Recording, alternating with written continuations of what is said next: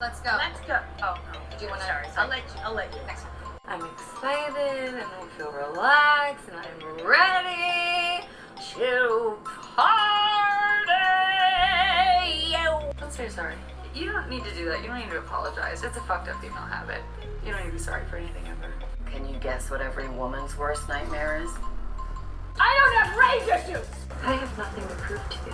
When I'm good, I'm very good. But when I'm bad, I'm better. I say when it comes to stardom and Lauren, there are no accidents. Hi, Karen Peterson. All right. And we are going in 3, 2, 1. Welcome to Citizen Dame, the podcast where we are no longer 99% COVID free. I'm Karen Peterson, joined by Lauren Humphreys Brooks. It got me. It Took 2.5 years, multiple vaccinations, but it got me. Oh man, I'm so sorry, Lauren. How are you feeling? I'm feeling. I said to my parents earlier, I was like, I feel pretty okay. that's kind of where I'm at. Not 100% yet. I feel better than I did yesterday, and I've been grateful that I've been able to get Paxlovid, which has definitely helped. But yeah, so I'm feeling all right. You know, I will try not to cough too much. That's definitely one of the symptoms that continues on. Yeah. Oh yeah. My cough lingered for several weeks after I had it, and that was really miserable. You're lucky that it's such a mild case. I mean, mine wasn't even considered a severe case, and it was pretty rough, but I think, like, I don't know how to say this without sounding wrong, but I feel like you're the most cautionary tale out of everyone. Like, if you could get COVID, then people need to understand anybody can get it. Because you've been so cautious this whole time, more cautious than anybody else I know. Well, and I do have to say, I know that if I had not been as cautious, particularly living in New York, I would have had COVID before now. Like, definitely, 100%. Yeah, I mean, I've been pretty safe. I always wear masks indoors. I was saying before we started recording, I always wear masks indoors. I generally do not wear them outdoors. I've pretty much like just discarded that, which is probably what got me, to be totally honest. I did not wear a mask walking around New York last week, and I think that's where it got me. But yeah, I mean, it's still there. It's still out there. I so far I've had a very mild case, which is good. Like, I really feel for people that have had much more intense cases, but it hasn't been pleasant. This is like not something you want to get if you can at all avoid it. But yeah, so people just at least wear your masks indoors. Like, just wear like when you go indoors, have a mask on, please. Yeah. Please. Yeah. And you can buy some at the Citizen Dame store on Zazzle. You can. So, well, I hope that you are feeling 100% really soon, because yeah, COVID sucks. COVID does suck. Anyone who tells you that COVID is just like, oh, it's just a bit of a bad cold. I have had a very mild case. I have felt like I've had a cold for several days. It's still not fun. This is not something that you want to do. Like, don't do it. Yeah. If you can avoid it, avoid it. Like, you know, obviously it's not 100% foolproof or anything like that. My poor friend that I was with on Friday is like, I think that she's quite freaked out, because she's like, how did you get it and I didn't? Like, I was with you all day. And I was like, I just think it was luck on this one. I think I just was in the wrong place at some point. Like, that's really all that I can think of. Yeah. Well, get to feeling better, and thank you. Yeah. So since Lauren is sick, and since I've had just kind of a crazy week, we thought it would be fun to talk about movies and TV that we like to watch when we aren't feeling so great. You know, like, you know, when you're a kid and you would stay home from, I don't know, maybe you Lauren, you probably never ever stayed home from school. You probably went to school every single day. All through elementary No. school, you never had a sick day. Okay, no, actually, my parents and I were talking about the fact that I'm perfectly equipped for like, the whole, oh, you're not supposed to work when you have COVID or things like that. You're supposed to like be relaxed and everything. Because when I got sick, my parents were like, you're staying home from school. Like, it wasn't even like, oh, can you power through it? It was just like, no, you're staying home from school. We're not going to do this. Like, and so I would always recover faster than everybody else. I would always get better faster than everybody else. So no, I was not a perfect attendance kid. I was like, my parents were like, we're not going to like make you sicker just so that you can go and sit in a classroom and like make other kids sick. And Like, eventually get an award for it at the end of the year. Like, yeah, I always thought perfect exactly. attendance awards were so stupid. Exactly. Like, well, it's bizarre because you're like, oh, you're really like dedicated and you always went to school. It's just like, that means you definitely went to school sick like numerous times. right. Because Yeah. kids are little petri dishes and they are snotty and like give things to other kids and they're all crammed together in a classroom. Like, no, you went to school sick multiple times and probably got other people sick. Yeah, exactly. And I understand that sometimes parents just really, they don't have anyone to watch their kid and they have to just hope that they can make it through the day. But yeah, no, like there were definitely Yeah. times that my mom was like, you can do this, because she had to go to work, but Well, that's the thing. I come from a very privileged household in the sense that both of my parents have they don't have regular 9 to 5 jobs, and they didn't when I was a kid. So they were usually able to work it out where one of them would be able to be home with me, and like look after me if I needed it. yeah, and definitely like when I got into junior high and high school, it was like, yeah, sure, I could stay home by myself for the day. But yeah, I definitely didn't have perfect attendance either, and I would spend the time watching The Price is Right, The Golden Girls, all that kind of fun stuff that every 12-year-old is just dying to stay home from school and watch. I would watch. I mean, I wouldn't necessarily, if we're going to talk about comfort viewing, I wouldn't necessarily call this comfort viewing, but I did find it entertaining because at Is that this how you point, discovered Giallo? no. Well, I mean, it depends upon how you define giallo. I was going to say that I used to sit around and watch The View. Oh, Like that, because that would be one of the things that was on at like whatever 11 o'clock or something like that. And of course, I never got to see it when I was in school because I was in school. And so I would like watch The View, and I learned things, from Barbara Walters and Joy Behar, like so many things. so for people to understand the difference in our ages, The View was not on until I was well into college. Yes, I am younger than you. are. We've established this. You are But yeah, but I mean, young those kind of daytime TV shows, or I remember watching reruns of like MASH because Oh, that's what was yeah. on in the middle of the day. Like Yep. for a while, Watched a lot of court shows too. yeah, like Judge Judy or things like that. For us, it was The People's Court with Judge Wapner. Yep. Montel Williams, Sally Jesse Raphael, Bill Donahue. Yeah, all those. I mean, they were more in the afternoon, but yeah, that you're absolutely right. Those are the kinds of things that we saw. Soap operas. When Soap I operas. stayed home, I got to catch up on my Days of Our Lives and Another World, because I always had to miss those in school, when I had to go to school. So that was when I'd watch it all summer. And then when I had a sick day, I could kind of check in like, oh, what's Marlena up to now?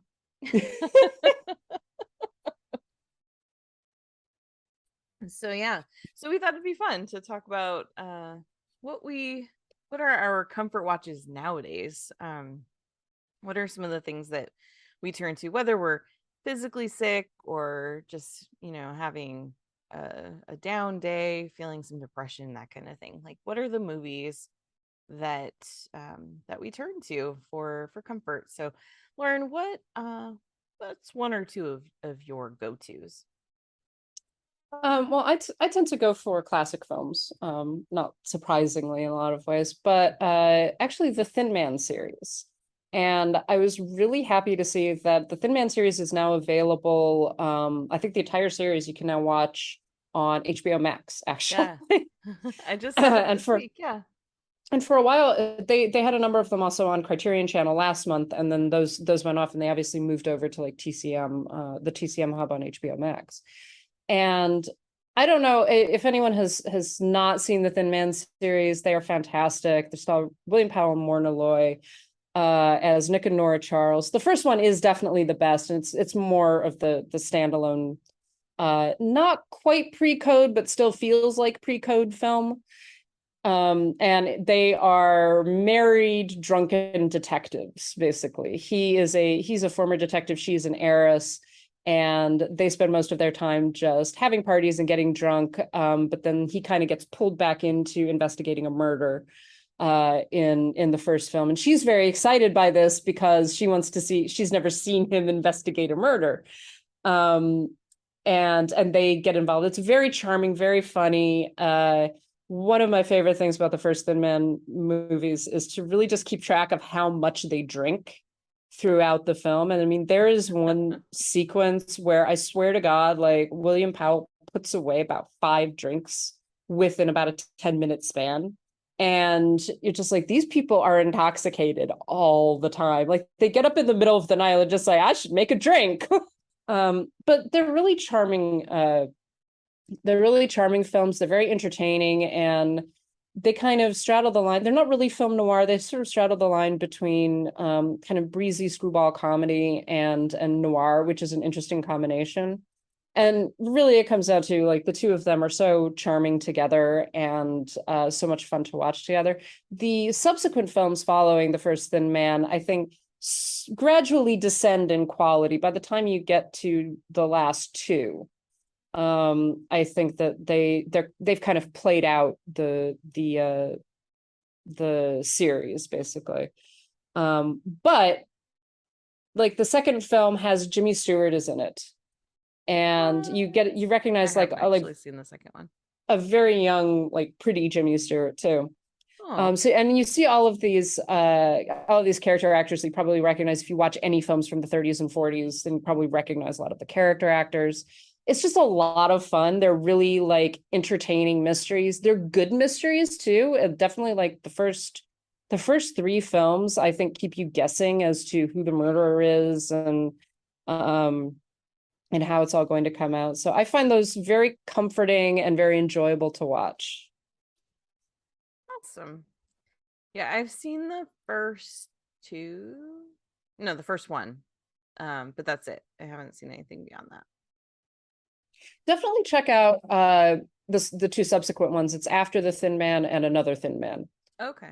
And I think that after that, Shadow of the Thin Man is pretty good as well. But after that, it begins to get more wobbly in terms of just the quality of the film and the quality of the mysteries. Okay.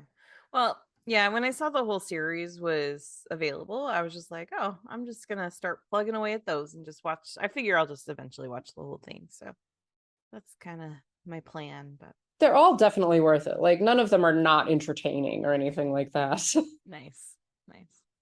So one of my go-to comfort movies, I still revisit it a lot, but it was, years ago, about 10 years ago now. I was just dealing with really, really horrible depression, and it was during Christmas time, and there was just like I couldn't, my friends would be, making plans and they'd invite me over and stuff, and it was just like I can't, like I just couldn't. All I could basically do was go to work and come home, and it was just so much just to get through that. So that month, in December of, I think it was 2011, I watched Elf so many times because for some reason that was the only thing I could handle. I think because it doesn't require a lot of thought, but it's really sweet, and it was just like it was the only thing that I could handle that could just kind of get me through when I was just feeling so bad. And to this day, that's a movie that I still like, even in like June, I still will turn to it, just for that comfort, that just feeling a little bit better when everything just feels so terrible. So I love that movie so much. again, I don't know what it is. I think it's the combination, and there's new things I find even now. I've seen it so many times, but there's still things now that I find to appreciate about it. Like this last time I was watching it a few months ago, probably during Christmas, so I guess almost a year ago now. Um, I was just really thinking about, and it's gonna be different to watch it this year. Sorry, I'm all over the place now. It's gonna be really different to watch it now since James Caan just passed away. But um, I was really struck with just how game he was for all the crazy crap that He happens. Like really is. he has a tickle fight with Will Ferrell on a Yeah. bed. Like, He really is. He's really just like, yeah, I watched it over Christmas this year, and it had been a long time since I saw it, but he really is just like that's James Caan, and he's yeah. not phoning it in either. Like he's not like being like, oh, this is just like a throwaway silliness.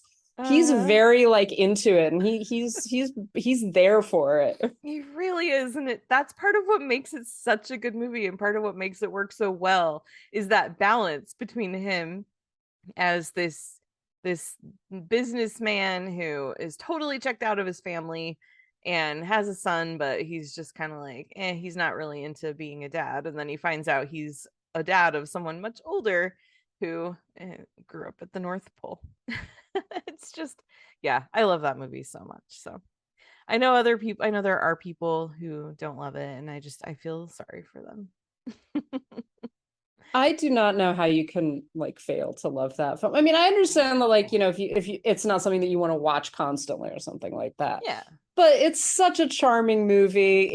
There's so many great one-liners.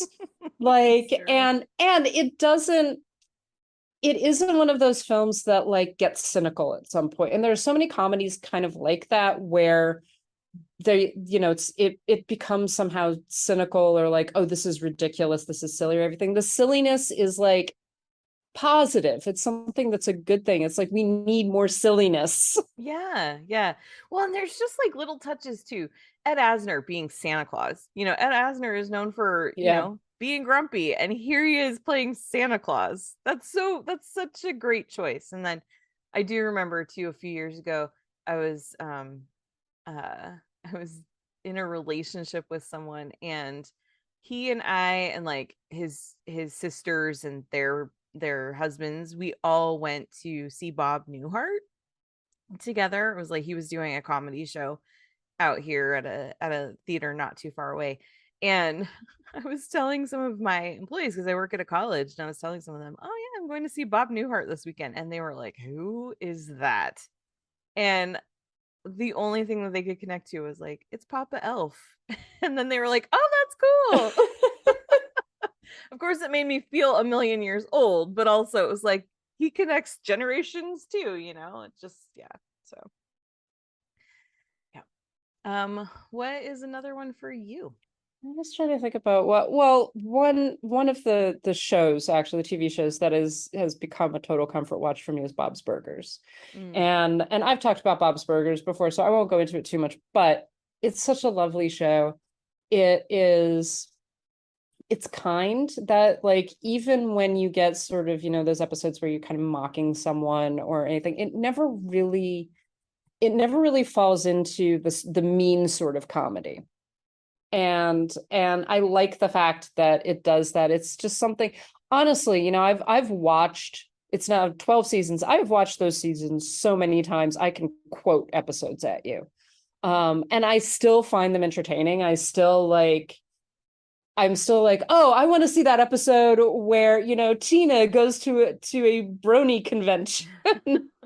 I want to see that because there's this one scene that I think is just so funny. And yeah, it's one of those that I can keep on returning to again and again and again, and still feel like happy and not be bored particularly. And there are very few shows, I like rewatching shows, but there are very few shows that I can rewatch so many times and not feel bored by them.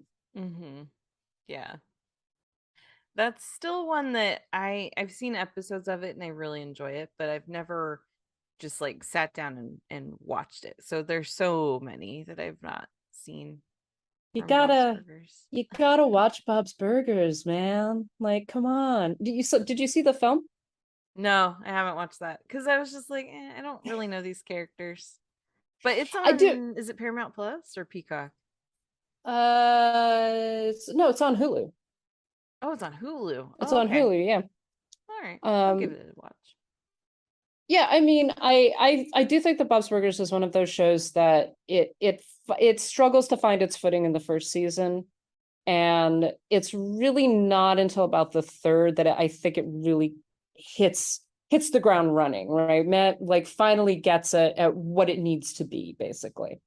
That's not to say there are a lot of very funny episodes in the first two seasons, but I do think that by the third season they've really got what the show is about and what the show needs to do, and they I think they also listen to feedback, because there are a few things, particularly in the early episodes, that are a bit problematic in representations of trans characters and things like that, and they don't like retcon that, but they sort of shift focus a little bit, and I think that they actually listen to some of the criticism that was coming at the show, because it's such a positive show otherwise, that having those, you know, sort of throwaway jokes about trans people or autistic people was, you know, it was kind of jarring for a lot of viewers, and they actually took that criticism and made changes.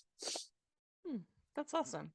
So yeah, it's a very good show, and I do think that you could probably watch the film without having seen the show at all, and you could start with the third season of the show with that and like not have an issue with understanding what's going on or anything. It's very episodic. Okay. Cool. I will. It's like I said, it's not one that I don't want to watch. I don't know what it is. And I recognize that animation is awesome and they can do all kinds of things with it. It's just for some reason, animated shows are not usually my go-to. I don't seek them out. I don't usually watch them. I know I'm missing out with the Harley Quinn show too, from everything I hear. And I have a coworker who's constantly trying to get me to watch Archer. Like, it's not typically what I gravitate toward. So See, and live action shows are not what I typically gravitate towards. Like, just like, no, you should watch this. Just like, yes, but it's real people. Yeah. Well, while we're on the subject of TV shows, since you went there, for me, like my go-to comfort watch TV wise has like it changes. So currently it's Schitt's Creek or Ted Lasso. Like I'll just watch the Ted Lasso a little bit less because the second season, amazing second season, but it got so serious that it's not as easy to just turn it on and just like enjoy life and laugh, because it's like, oh, now I have to think about actual things that matter. But yeah, one of my more recent ones is Schitt's Creek, which replaced Friends, which goes back to my original go-to comfort show I already mentioned, and that was the Golden Girls. I grew up on the Golden Girls. I still love the Golden Girls. I still turn on reruns of that. I don't know what it was that show was able to connect with a 10-year-old in California who just was obsessed. I was so obsessed. I was like, even from a young age, I was just like, I am Dorothy. And I just I love the characters so much. There were a lot of things I did not understand when I was watching it when I was a kid, that now I go back and I watch the reruns. I'm like, oh, that is not a joke I got 25 years ago, or 30 or 35. Um, but yeah, it's I still love the Golden Girls. What a perfect cast of just like such a great ensemble between B. Arthur and Betty White and Estelle Getty and oh my gosh, what's her name? Rue McClanahan. Woo. Yeah, just it's such a perfect ensemble. It launched a spin-off, it launched two spin-offs. I love that show so much. And still funny. Like it's still funny now, even though it was, almost 40-year-old show. So yeah, I love the Golden Girls. I do think that there's a generational difference, because I know so many people who are like a couple years older than me who just grew up on the Golden Girls. Like the Golden Girls was their thing. I never watched it And Really? I was not alive, I don't think, or I was very young. I don't know what year the show ended. I think like Uh, 89, something like yeah, that. so I would have been 3. Yeah. So I never saw it obviously in its original run. It was definitely on reruns a lot of the time, but it was just never something I was like, I don't want to watch this. I did start watching it last year, actually, around about the time that Betty White died. Mhm. And I was like, you know what, I should check out the Golden Girls because I love Betty White, like she's lovely, and I've never really watched the Golden Girls. And I do find it very funny and entertaining and everything. It's interesting, like where it is very progressive and where it isn't. Yeah. And that's not a knock on the show particularly, but it does, like, obviously it's pushing things forward quite a lot. But there's also definitely like some things that just like, ooh, that's very, Yeah. we don't say those things. Right. Yeah. Certain things where it's like, yeah, we've moved on from this, but also, yeah, a lot of themes and things are very progressive, especially when you consider that this was a show right smack in the middle of the 80s. Yeah. Yeah, but Yes. man, I mean, I remember being on the camp bus like for church and going off to camp, and we're all singing the theme song to the Golden Girls, like a bunch of 10-year-olds, 11-year-olds.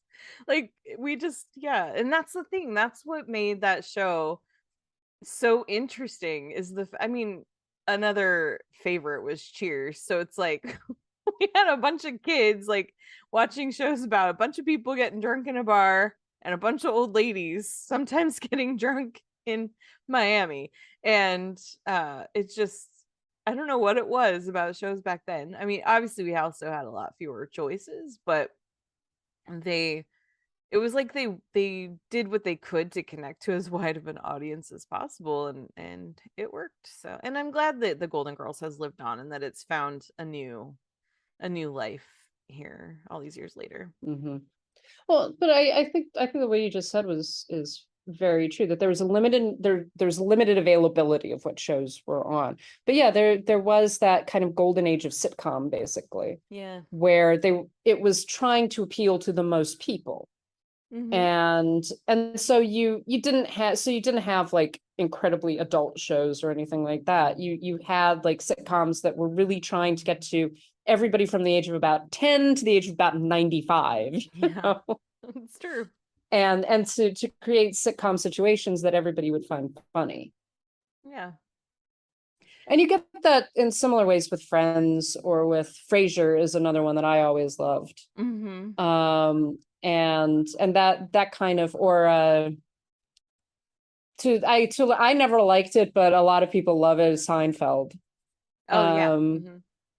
But all of those where these are situations that can appeal to most people and that most people can understand, Right. even if you're 10 years old.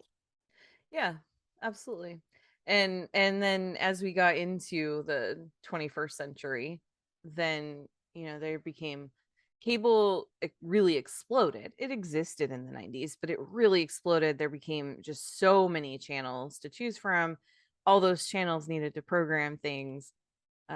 Kids programming really became a big business. It had existed, but mostly in like PBS, and then into the 90s you get the Disney Channel and Nickelodeon. But yeah, it's like suddenly now there's entire streaming services that are dedicated to very particular niche audiences. So there's not a lot that brings us all back together as a family anymore, but I do kind of miss those shows from that time. You've actually listed several of the ones that I used to watch all the time. I loved Seinfeld. But I was in the right age. I mean, you were really, it started in 1990, so you were what, 4 or 5? So it just yeah, and you've got to remember also that I think both of us grew up in the time of reruns. Yes. So I watched the entire series of MASH. I was not alive when MASH began or ended. Yeah. But I've seen every single episode. Mm-hmm. Same thing with The Simpsons. Like, most of the Simpsons episodes that I remember are actually episodes that I never saw first run. Oh yeah. Because they were repeated so much on, like, they were always on Fox at like 6:30. which was usually right before dinner, which meant that I could watch The Simpsons while my parents were cooking dinner. See, it was really funny because I didn't like The Simpsons. I remember when that show was started as a short on the Tracy Ullman show, and then it spun off into its own series, and I didn't like it. I thought Bart was really annoying. I hated that Homer was so stupid. Like it just wasn't for me. Now I totally appreciate the brilliance of that show. I appreciate the voice acting. Like I think it's a really, really great show. But at the time I just was not into it. And then it was funny because of how disrespectful they are. My mom was like, "You guys aren't allowed to watch that." And I was like, "You're forbidding me from doing something I don't want to do anyway." My brother would just watch it at his friend's house. So Well, and actually, I was thinking about this the other day. Interestingly enough, and this ties into what we're talking about. From my age group, I guess that was South Park. yeah. Because South Park, I remember when the first episodes of South Park came out. I remember like people beginning to watch it, and there was this whole thing. Now, my parents were. It compared with most of my friends' parents, very permissive. Yeah. They did not have a problem, and I was old enough too, but they did not particularly have a problem with me watching stuff like South Park. They didn't think I was going to go off and emulate them. But like that was the big concern, and it's funny because I remember my parents talking about, well, this was what everyone was concerned about with The Simpsons too. And it's not like The Simpsons destroyed society or anything like that. But it's interesting where each generation kind of has those things that become these kind of markers. And I realized the other day, South Park's been on for like 20 years, 25 years, something like that. Yeah. And they are no longer particularly a touchstone for me. I haven't seen any episodes in ages, but there are definitely some episodes that are just symbolic of me as a teenager.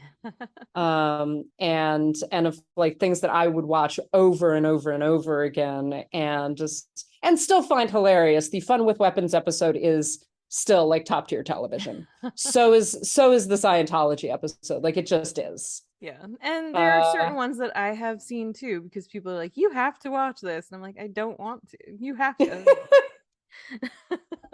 so yes, I know those episodes too. At some point, I want to know what you think of the All About Mormons episode. I would love to know that. It does make me laugh. It's funny. Okay, good. Oh yeah. But yeah, no, you bring up a good point too, just in general about growing up in the age of reruns and things. Because I also grew up on MASH reruns, but even bigger than that was I Love Lucy. I mean, that was I Love Lucy was on every single day. That was another one, yeah, actually, that I used to watch when I stayed home from school. Because it'd be on from like 10 to noon or something like that. And I was really surprised when Being the Ricardos came out last year, and I was doing some just research on the I Love Lucy show. I was so surprised when I found out like how early in the run certain episodes happened. Like now I can't remember off the top of my head, but like certain things that I was like, wait, that was in the first season of the show. It seems like something that happened way later. And then just realizing that it didn't run for years and years and years. I just felt like it did because I saw so many reruns and it was on all the time. I just assumed that the show had been on for like 10 or 12 years. But shows didn't used to be anyway. So anyway, yeah, that was a big one for us too. So all right. Well, what's another comfort watch for you? Any other big ones? I mean, there are a lot. I tend to go through like, I feel like for some reason I feel like watching this movie. One that I do tend to go back to, and this will not surprise one of my good friends and one of our patrons, Nanina, is the movie How to Steal a Million. And I do not know if you have seen this movie, but it is Peter O'Toole and Audrey Hepburn, and it's like peak Peter O'Toole gorgeousness and peak Audrey Hepburn gorgeousness. And basically she plays the daughter of an art forger who makes a living, forging art, but he's basically been retired. And he tries to sell, if I remember correctly, it's actually been a little while since I watched the film. He tries to sell a statue that that his father, I believe, made, his father was also an art forger. And his father made, and that is actually like, now on display in a museum. And she realizes that this statue that is a forgery is on display in a museum, and she's afraid that he's going to get caught. So she enlists the help of an art thief, played by Peter O'Toole, to steal the statues that is this forged statue. It's fantastic. Like, it's very funny. It's very much in the vein of, if you've seen like Gambit, it's a very similar film, but it's very like 1960s, very cool. And the two of them really do carry the movie. The two of them are just so fucking charming together. And yeah, I recommend it to anyone who just like enjoys heist movies and those kind of cool 1960s films. The whole thing starts off, the way that she meets Peter O'Toole is that he breaks into her house and tries to steal paintings that her father has forged. I have not seen it, and that has been on my I need to watch this list for a long time. So It's really, really charming. And of course they fall in love, because of course they do. well, of course. And yeah, it's a really enjoyable, I think William Wyler directed it, actually. It's a really enjoyable like 1960s heist movie. That's awesome. Yeah, it's funny because I grew up in a world before streaming, and we were the first house on our street to get a VCR. We used to have, like, even before cable was really available in my neighborhood, we had a system. There were two to choose from. There were Select TV and On, where basically they would have like a movie of the day, and it was pay-per-view, and you could like choose to, like, if you turned it on, it would give you the first few minutes, and then you could decide if you wanted to watch it. And if you turned it off before the time, then it wouldn't charge you. That's what we had when I was a kid. So basically the movies that you watched over and over again were whatever was on TV a lot. And then eventually, like I said, we got the VCR. My dad bootlegged Star Wars for us, and Raiders of the Lost Ark, and E.T. and Superman, some of those. So we would watch those on repeat. And then it became just whatever VHS you had at your house. Like, those became the movies that were your go-to, the ones that you saw a million times. It's just whatever you had at your house. So I just, some of the movies that, when I think of comfort movies too, I think about the ones that my brother and I used to watch just all the time when we were kids, that still, like, now, and if I saw them for the first time now, I probably wouldn't.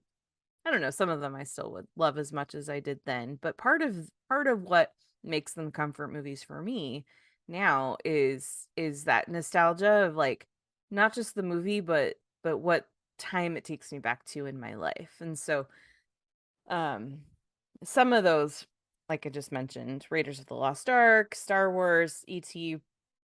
Actually, for us, it wasn't Superman. It was Superman 2 for some reason.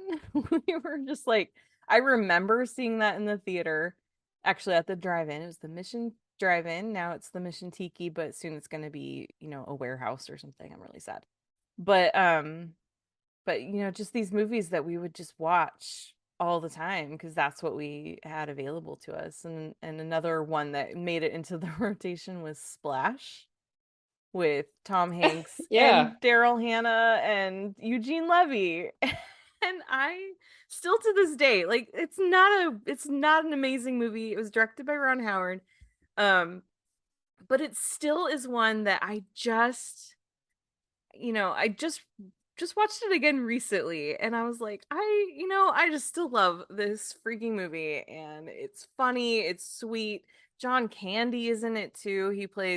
Um he plays Tom Hanks's brother.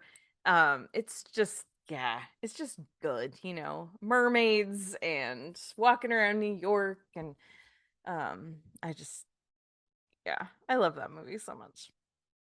You've seen it too, I'm sure. Yeah, I've seen it. I saw it, I think, ages ago. I barely remember it really. Yeah, I mean, it came Except out in that she's a mermaid. 1984. Yeah.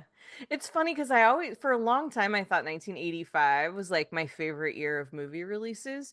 But recently I've realized I think 84 might actually have 85 beat because you've got Ghostbusters was that year, Karate Kid, I don't know, Splash. Anyway, 1984 was a good year for movies, is what I'm saying.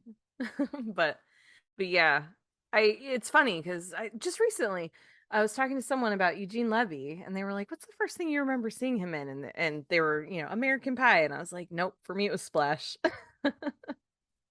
I had no idea that Eugene Levy was in Splash. Yeah, he plays this guy. He plays this scientist who's trying to prove that mermaids exist, and he Ah, sees yes. her, and he's just like she's walking around on legs, and so he's determined to prove that she's a mermaid, and yeah, so he's the nemesis in that movie.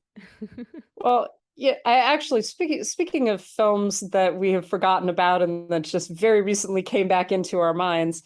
I realized, you talking about like the VHS tapes and stuff like that. I remember my parents, again, some of this is about what my parents were like, you should watch this. So when I was a kid, we had cable for like a hot second, Uh-huh. and then the cable got knocked out in a storm, in a winter storm. And my parents informed me that there was no possible way of getting the cable back. Cable was gone. It died. It was gone forever. That was it. As I got older, I was like, that was a lie. All of cable just ceased to All okay. exist. Cable, there was just no way for us to watch cable ever, like ever again. That was it. That's funny. Yeah, like, and I bought it too because I was a child, mom, dad. But as a result, it meant that, I watched a lot of things on VHS. And so most of my experience of television shows, even for a very long time, we did get like some of the basic channels. But a lot of television shows, etc. A lot of the films that I watched when I was a kid were like things that had been recorded on VHS. But I remember my parents definitely felt that I needed to be introduced to the films of Arnold Schwarzenegger. Yes. But they did not want to show me things like Predator or No, of course Commando, not. right? So they weren't going to show, they did show me things like True Lies and Twins. Nice. So my experience of Arnold Schwarzenegger has been very colored by this, and the result being that like Twins, for some reason, I got really into Twins. I like I watched loved that Twins movie. 500 times. I fucking loved that movie. Another one that's a little bit later is Junior, in which Uh-huh. Arnold Schwarzenegger plays a man who gets pregnant. And when Impregnates you himself. impregnates himself, yes, with the help of Danny DeVito and Emma Thompson. Yeah. And Frank Langella is the villain. Oh my And it's gosh, I just like, forgot about that.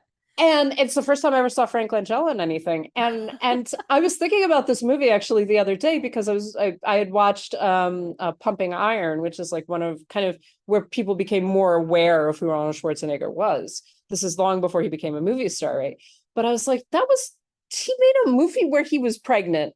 There's like a movie, and not only that, I remember really liking it, like really enjoying the crap out of this movie. And it's such a weird film concept, and it's got a fantastic cast, and it's actually very funny and charming. And yeah, that was one where I remember watching Junior, and again, I watched Junior multiple times. I do not know why I got into that particular film.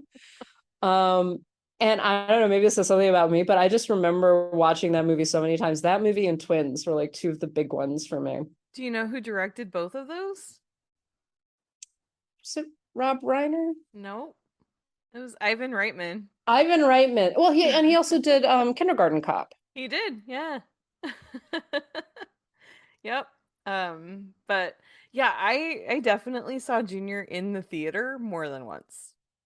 Like that movie it's something special. Like It's it's bonkers. easy to yeah, oh, seriously bonkers.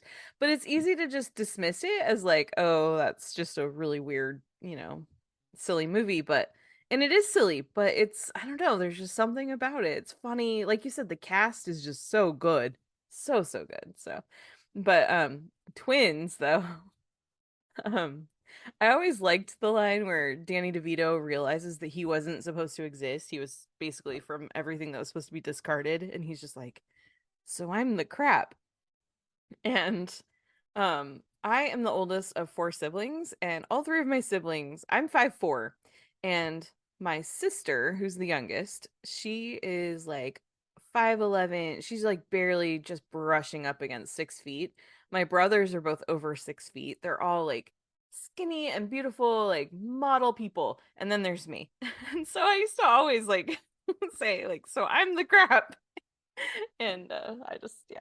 Anyway. Well, one of my favorite lines in that film is, and I just for some reason I think about it constantly, like, is where Arnold Schwarzenegger, like, a guy tries to steal his briefcase and he pulls the guy like off of his motorcycle and he Yes. hits the ground and he's like, "What did you do to him?" It was just like, "I did nothing. The pavement was his enemy." I was like, I love that. I really there's just something about that, and it does, remind me actually that Arnold Schwarzenegger is actually quite funny. And He people used is, to I make know. fun of him for, like the stupid one-liners and everything, but that's kind of the charm of it. Like, he Mhm. actually delivers those lines really well, and Yep. he's a very charming screen presence. So you watch him in something like Twins, which is a comedy, right? and and he is just like, "You're really fucking charming, dude." Yeah. And oh my gosh, the scene on the plane where he's got the headphones on and he's singing Yakety Yak. Like, it's Yeah. just so great. Yeah, he used to do just such good with comedy. Tom Hanks too. It's like I miss those late 80s, early 90s comedies that they did. They were just so much fun. And I for both of them, I mean, I don't really after what he did to California as governor, I don't really care what happens with Arnold Schwarzenegger's career anymore. But if he's going to insist on still being in movies, I wish that he would do another one of those silly comedies, just fun. I mean, I guess they don't make them the same way that they used to either, but I wish both of them would just do some sort of return to that type of movie, just, even just one Yeah. last time. So, yeah. Both of those, Twins and Junior, I just looked it up. They're both available on Stars. So if you have Stars, you can see both of them. Yeah. Um, for me, as far as like just some new ones that have kind of made it into my rotation, uh, I'm kind of I feel like I'm stealing this from you, but you didn't say it, so I'm going to. Birds of Prey has become one of Yeah. my go-to, like, all the boys are making me mad. I need to watch girls beat them up. So I watch Birds of Prey a lot. Actually, um, I was planning on watching it again today. So, um, It's that's a very satisfying movie. it And really you is, can, yeah. I also like the fact that it's very speedy, so it doesn't let up. It doesn't feel like there's a point where, like, oh, I'm getting bored or anything like that, or I've seen this a million times. It is so much fun. Hmm. And yes, very satisfying for when you're just like, men are pissing me off. I'm gonna watch Harley and the girls beat the shit out of them. Yeah, it's funny. It's it's so vibrant and colorful. Ewan McGregor is such a good bad guy. All the whole cast is just incredible. Like, it's really great, and it will never stop pissing me off that boys were so stupid about that movie and made such a big stink about it that we're not getting a sequel. I'm assuming we're not. But so far they haven't announced one. But it was the I'm third still highest I'm gonna grossing movie of 2020, so I'm still gonna hold out hope. I'm still gonna be like, we can do it. Come on, guys." yeah, I think I would if we didn't have a studio head at Warner Brothers who seems to not like movies. So, Yes, well, there's that. There's yeah. definitely that. But anyway, but it's just, yeah, it's good. It's colorful, it's creative, it's fun, it's funny. It's also just really smart. And I love it, and I according to Letterboxd, I've watched it 10 times. I think I've probably watched it more. So, do you have any others you wanted to mention? And we're going to talk about a couple new releases and then Well, and actually, in the realm of Birds of Prey, I would also say for me, Ghostbusters Answer the Yes, Call yeah. is a major one. And again, is one of those that, I'll put it on, I'll leave it in the background, and I will come running back into the room because I'm like, oh, there's that scene. I got to see that scene. There's like, oh no, this next scene, this is my favorite scene. Oh no, that scene too. Uh-huh. And then I'll be like, you've seen this 20 times, and you do not have to be in the room if you're like cleaning or something, you do not have to be in the room for every scene, just like, but I do. I Yes, absolutely do. exactly. Um, Yeah. so yeah, that's definitely one. And that is also actually replaced in a lot of ways one of my previous major comfort watches, which was the first Ghostbusters. Yep. Yeah. So one time my now former roommate, she came home one day and I was watching it and I said, she's like, "Oh, you're watching this again?" And I was just like, "I watch it whenever boys make me mad." And she goes, "You must watch this a lot then." I said, "Yep." And then she said, but like this doesn't really have to do with guys. I mean, other than the villain is this, literal toxic white male. But she's like, but they're not mean to the men. I'm like, they don't have to be mean to the men for it to be satisfying. It's some of it is also not just that they're, it's not about men particularly, like the Exactly. villain Yeah. is male. And I do admittedly take a certain degree of joy in thinking, like, every time I watch this, I feel like somewhere in the world there's a Ghostbusters fanboy who just can feel the pain and is like, this makes me unhappy, right? I just, like, I know that's not true, but at the same time I'm like, I would like to think that somewhere in the world I am pissing off some man. It's probably true. Just by watching this, but also, it's about, I like movies about female friendship. I like movies that aren't male centric, that aren't Mhm. about men. Yeah. We were talking when we talked about League of Their Own a couple of weeks ago, that A League of Their Own deals with the patriarchy and the sexism of the time without centralizing men in any way. And that's honestly something that's true with Birds of Prey as well. Hmm. It doesn't centralize men. There are male villains, right? And there are male characters, but they're not the focal point of anything. They're not the world around which all of these women revolve.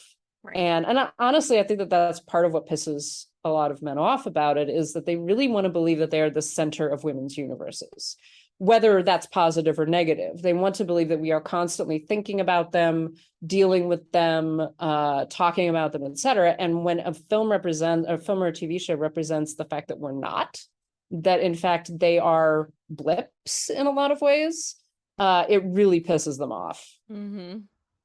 It's so true. So, all right. So, those are some of our go-to comfort watches. We would love to hear yours too. So, um, yeah, send us messages. We like to hear that. But there were a couple of newer movies that, well, one came out over the summer and just hit Disney Plus on Disney Plus Day, which apparently is becoming a thing now. I don't know.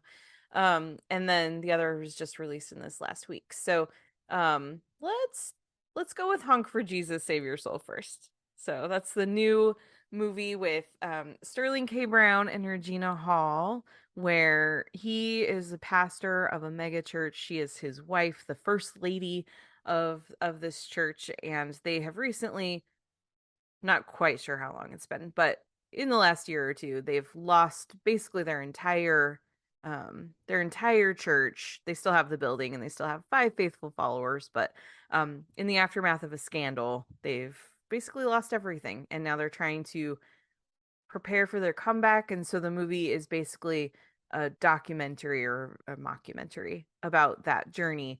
And what were your thoughts? It's on Peacock and it's in theaters. I saw it in theaters. You watched it on Peacock. What were your thoughts, Lauren? I was surprised by this. You had initially made it one of your recommendations, and then, and I was like, so how is it really worth watching? And you said yes. And I was really surprised by this movie. I kind of went into it expecting it to be a lot more kind of rollicking humor. than it Mhm. turned out to be. Like and I'm saying that that's like a good thing. I'm glad that the film went in the direction that it did, because it actually deals with very serious and interesting things in a way that doesn't mock at the same time. Like, you understand these characters, you understand their desires and some of the pain that they're going through, and also, but at the same time, it doesn't ask you to like just feel 100% sympathy with them Right. and to, you know, be like, oh, we're rooting for them. There were points at which I'm like, I don't know if I'm rooting for them or not, but I kind of want to see something change. And it's a really interesting film. Like, it did things that I did not expect it to do. I don't want to go into too much detail Mhm. because I think that the twists and turns that it takes are good to actually experience. Regina Hall in particular really carries the movie. And I think Sterling K. Brown does in his own way, but she's the support. She's kind of the focal point of it. And she conveys so much emotion while trying to control that emotion in such an excellent way, and manages to do it and still like allows for the humor to come through, allows for like the comedy to be a part of that. It's quite a performance, actually. Yeah. Yeah, what she's able to do, and again, yeah, we're not going to give away stuff. You should just watch the movie. But what she does, the way that the last like 15 minutes or 20 minutes of it, she is in a particular type of costume and makeup, and that is at polar opposites with what is happening in her life and in her emotional state. And the way that Regina Hall is able to do what she does emotionally in those scenes, while dressed the way that she is, and when you watch it, you'll totally understand what I mean. But that is just some incredible acting, because other performers probably would have just made that silly. But she's able to just really ground what's happening, like really ground those emotions, really ground that moment so that you understand the weight of it without laughing at it. And but still, part of what makes it so good is the fact that it's like, this is ridiculous that she's doing all this while dressed like that, you know? So Yeah, um it does a good job of kind of marrying, I guess, the sublime and the ridiculous. yeah, Without, and the other thing, without making it pathetic. right. Like that's the other thing, because that, and particularly the scene that you're referring to, that could have been a very sad, pathetic scene.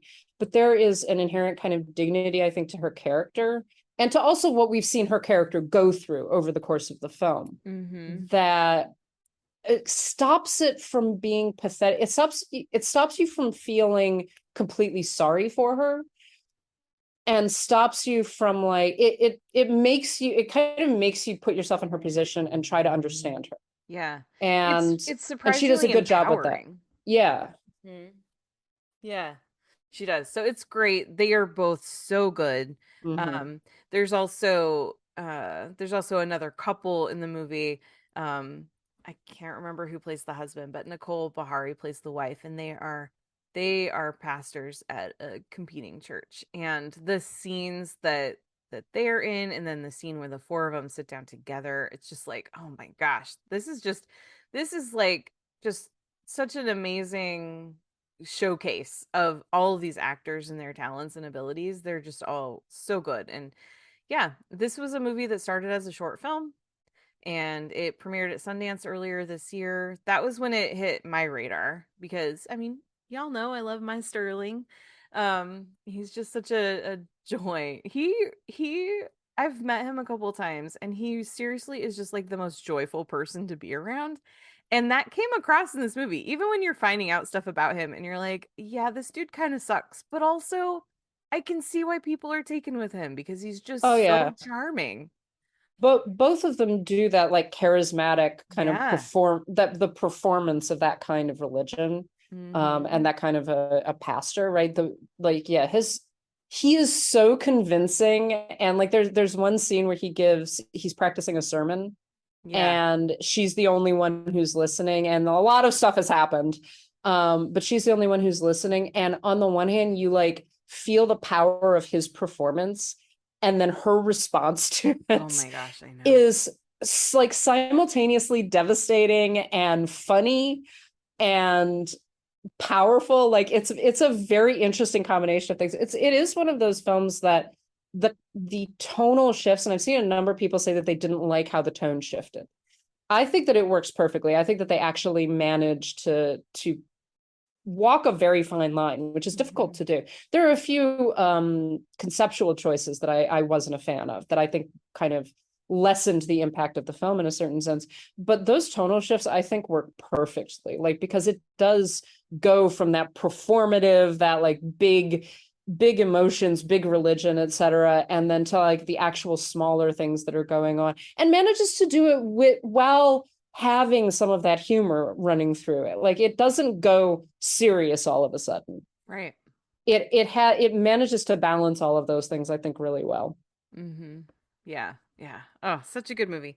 So, like I said, it's in theaters still, and it's on Peacock. I had a funny experience when I went to see this. I was sitting in the theater. It was last Saturday. It was on National Cinema Day, and this man came up to me. He had like some people with him. He came up and he was basically asking me if I would move seats, because his whole family was there and they didn't have seats together, and they were trying to arrange it, like trying to move people basically so they could all sit together, because it's, you have to pre-select your seats. And so I was just like, fine. So the seat that he told me to go to, um I got up and I went over there, and there was someone already sitting in it, and I was just like, sir, this is this lady's seat. And anyway, it turned out that he had children with him too. And it turned out that they were in the wrong theater. They were looking for Minions, and I was just like, okay, I feel better, because I could not figure out why they would bring children to this movie.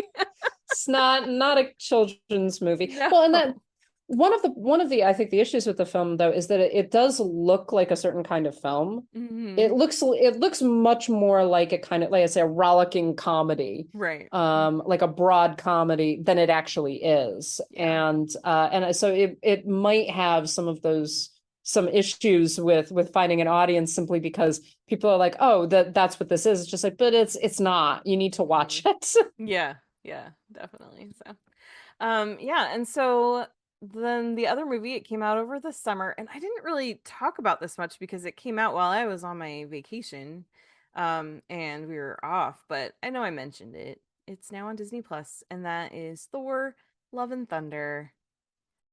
And I love this movie. I still, I know there's gonna come a time when I don't love a Taika Waititi movie, but it still has not happened. Uh, I saw a few of my friends just recently. They watched it this week and they gave it 2 stars, and I was like, no, you're wrong. You are incorrect. Go back and watch it again.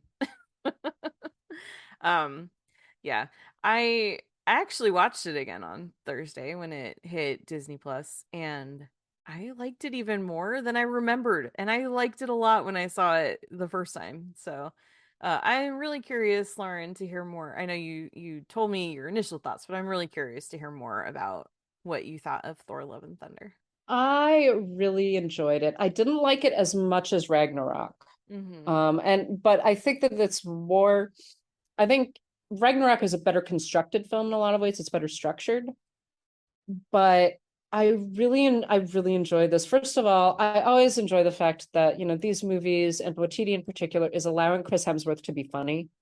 Yes. And Chris Hemsworth needs to stop doing action movies and start doing comedies, and just make that his thing. Mm-hmm. Because he is funny. He is actually funny. He really is. He delivers lines well. He's a good comedian. He's a good physical comedian. There was just this was one movie, like I said on Twitter, I was just like, did people hate this just because they don't like rainbows or something? Because I don't know. I mean, yeah, it's a little, like I say, I think it's baggier in a lot of ways than Ragnarok, but it's still very intelligent. It says wonderful things about like love, and about and not in like a superficial way. This is actually like a theme that runs throughout a lot of Waititi's work. Yeah. About love being a revolutionary act, being the thing that saves the universe kind of thing. And that's not trite, right? That isn't like a triteness that he's exploiting. It's not exploitative. It's real, and it's a real theme that he explores a great deal. Again, without going into any spoilers or anything like that, I think that the ending is fantastic. Like really moving. There was one point where I was just like, am I like getting kind of choked up by this? I'm getting a little choked up. But yeah, it's funny. There are definitely some throwaway jokes, but I didn't understand like some of the complaints about like, oh, it's too humorous. Just like, you mean this comic book movie about cartoon characters? They're cartoons. Tell me more about how serious Marvel movies are supposed to be. Yeah, intended for like adolescents age 10 to 15. Tell me about how that this is too silly. It's just like, yeah, it's fucking silly. He's a god. He's like a god from this planet that got destroyed and shit. There are just so many things I enjoy. I loved Tessa Thompson. I do wish that she had a bigger role, but I also understand why she didn't. I really liked like Korg. Korg is great. Natalie Portman has returned as Jane Foster / the Mighty Thor. Oh my gosh, when Korg is like his girlfriend Jane Fonda. No, Foster. Jodie Foster.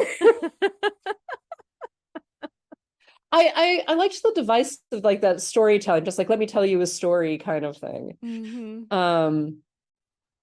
Yeah, and I really loved the humor. I loved Zeus. Russell Crowe's Zeus. Yes. Is just so funny and perfect casting, and I think he did a great job. So some of it I understand. Like I think that some of the beats, like some of the stuff in the in like the god planet or whatever it is, Omnipotent City, I think it's called. Yeah. Feels a little bit like a retread of what happens in Ragnarok, but not enough that it put me off particularly. Yeah. I thought that some of the CGI, people were complaining about the CGI. Again, some of the CGI work, especially on the Shadow Planet. Oh, it was incredible. Is gorgeous. Like it's gorgeously shot. It's really well done. With color and black and white was so cool. It was, I thought it was really kind of refined and beautiful. And again, very comic booky. Like this is definitely a comic book movie. Yeah. And it feels that way, but I feel like that's what it needs to be. There's been this insistence, I think, that these films are more important in some way, or like have more gravitas than they really should have. This is silly, right? And it needs to have a silliness to it. And I think that's what makes oh, sorry. I was just gonna say I loved it. Yeah, well, good. I'm so glad. And I think that's what you were just saying about, the silliness and stuff. I think that's what makes Taika Waititi the right director for telling Thor's stories, because he understands where there is emotional weight and heft, but also how this is a silly character. Like you said, he's a god. Come on, he's the god of thunder. He has lightning that comes out of his fingers. Like that's silly. And but Taika understands how to tell that story and how to make it work and how to make it something that's really engaging and interesting, while also embracing what is silly about the character. So I appreciate, we talked about this with RRR too, the Indian film that's on Netflix. I appreciate that you don't know what the title means until much later, in this case all the way at the very end. Yeah. I love that. That was great. I also appreciate Taika Waititi being the person that brought Tom Cruise officially into the MCU. And I can show my work on that. I think I noticed. So when there's a part where they're going after the bad guy, which is Christian Bale, and they're on this boat that they took from New Asgard, because it's it's become a tourist destination. Well, the boat has a bar, and when they are outside on the deck, you can see the name of the bar. It's called Cocktails and Dreams. Now, in the movie Cocktail, Brian Flanagan, played by Tom Cruise, has a dream of opening and franchising a chain of bars called Cocktails and Dreams. So, in my estimation, this is not just a reference to Cocktail. This means that Brian Flanagan opened a franchise in New Asgard, which means he is part of the MCU. He exists in that universe. Tom Cruise is now in the MCU. I think I accept that. Thank you. I accept that. I love it. Intertextual referentiality. Yes, exactly. So, yeah, but no, I also love this movie. Like I said, I actually liked it even more watching it again after a couple of months, and like, I think that revisiting it, there's just new things to appreciate and new levels. Just like with any good movie from any good filmmaker, you're always going to find different things that not just that like, oh, I didn't notice that before, but just really thinking about the film, the text, the story in a different way, the characters, and just yeah, watching it again just really made me appreciate the story that he's telling and things that I also I agreed the first time I watched it. I was like, yeah, I'm not totally sold on this omnipotent city scene, but watching it again, I was like, this is awesome. I love everything about it. So it's definitely one that holds up and improves on revisiting it. So yeah. Also, I think, I mean, so watching on Disney Plus, it's easy for people to miss. Of course, it's an MCU movie, so you should never skip the credit scenes. And I think the very final end credit scene on this one, there's two. There's one in the middle and one at the very end. I think this might be one of my favorites. It's actually a very sweet, beautiful moment. And I yeah, I think it might be my very favorite end credit scene. I did like the one right before the longer Where credits. That we made meet Hercules. yes. I That made thought me you'd happy. appreciate that one. I was just like, oh my God. Now I need to see him in a movie. Yes. Well, they said Thor will return, so hopefully he will be in it. So, all right. Any other final thoughts as we finish up for this week? No, I think that like, we've actually talked about quite a lot of films. We have, yes. And TV shows. So, and most of these, as we've mentioned, are ones that you can actually watch on various streaming services. Mm-hmm. Yep, it's true. So, and we thanks to a question from one of our esteemed patrons a few weeks ago, we excuse me, do have a letterbox list, and we do our best to keep it updated with the films that we reference throughout the show. So I have been keeping track as we've been going along. So I've added several new films. They don't let you put in TV shows, but Yeah. They yeah, sometimes so let you do limited series. limited I'm series, always yes. Mm-hmm. yeah. Yeah. I'm Anything a with bit multiple seasons though can't. I'm a bit confused by how Letterboxd like categorizes things. It's like, so is this not a TV show? Right. I think that they put it in when it's supposed to be a limited series, and then sometimes things just end up getting picked up for another season, and then it just kind of sticks around. But yeah, I'm also confused by some of the category choices, and sometimes movies will say they came out in a certain year, but it's like it didn't even play at a festival until the next year, so I don't know. But that's okay. It's the best thing we have for keeping track of movies, so we'll take it. But anyway, so yeah, the list is updated.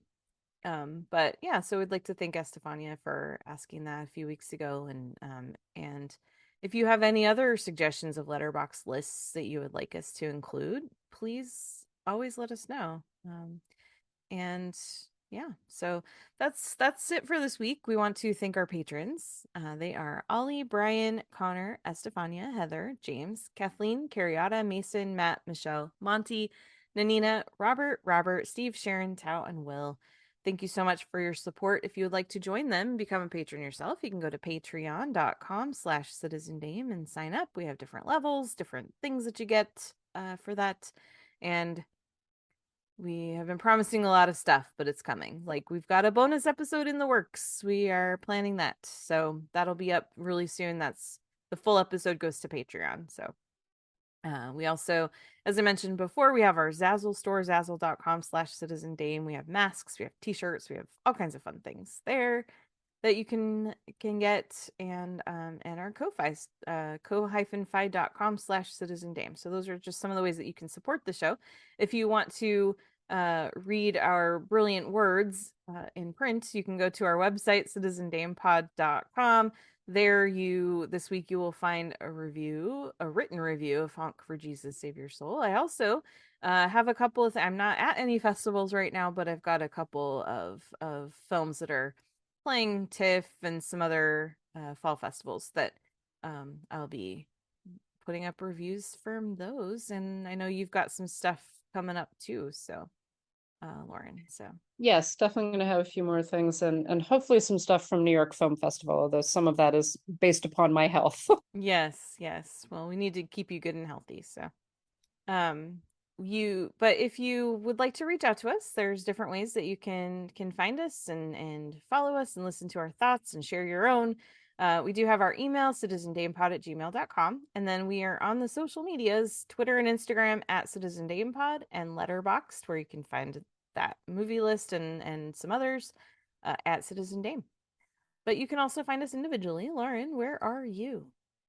I am on Twitter, Instagram, and Letterboxd @LH Business. And I am on Twitter, Instagram, and Letterboxd @Karen M. Peterson. So that's going to finish things up for this week. Thank you so much for listening. We hope that you've found some good things to add to your list. And again, let us know what movies comfort you when you are sick or just not feeling up to par. So thanks so much, and we will catch you next time. Bye.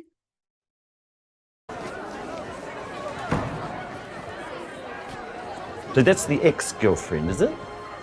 The old ex-girlfriend. Jodie Foster. Jane Foster. The one that got away. The one that got away. That means escaped. Yeah. Must be hard for you to see your ex-girlfriend and your ex-hammer hanging out and getting on so well.